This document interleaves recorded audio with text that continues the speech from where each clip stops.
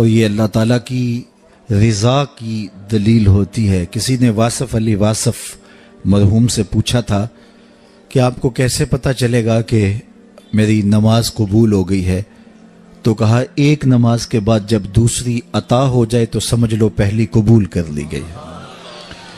تو یہ سعادت مند لوگ ہیں جو 5 گانا نماز شعار زندگی رکھتے ہیں اور ان کی نماز قضا نہیں ہونے پاتی۔ خوش نصیب لوگوں کا یہ مقسوم ہے، اور بد نصیب لوگوں کو یہ سزا کے طور پہ اللہ کے حضور حاضر ہونے سے محروم کر دیا جاتا ہے، اور وہ سمجھتے ہیں ہم نہیں پڑھتے۔ میں کہتا ہوں تم کون ہو نہ پڑھنے والے؟ وہ تمہیں اپنے در پہ بلاتا ہی نہیں، توفیق ہی نہیں نصیب ہوتی۔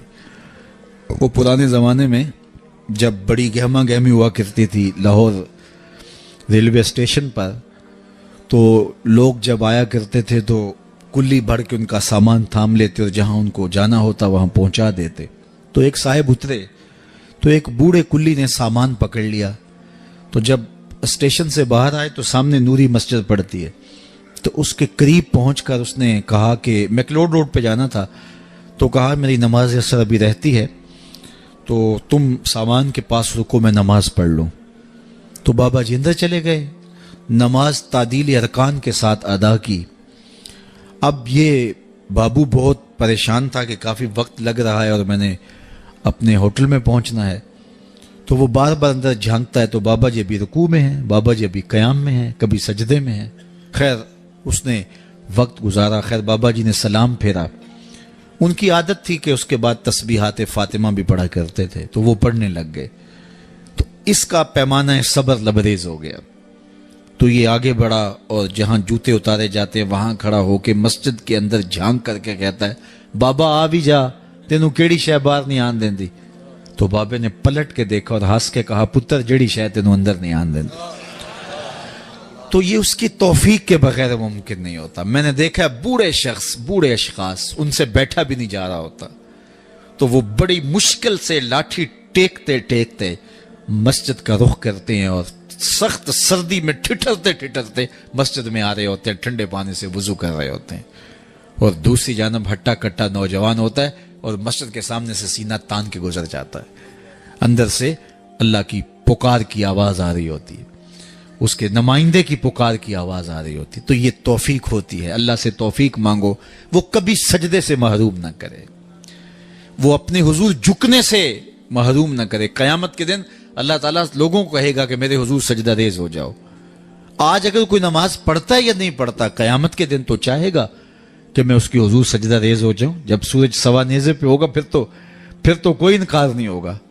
بے نمازی سجدہ کرنا چاہیں گے بھی کمر اکڑ جائے گی، نہیں کر پائیں گے۔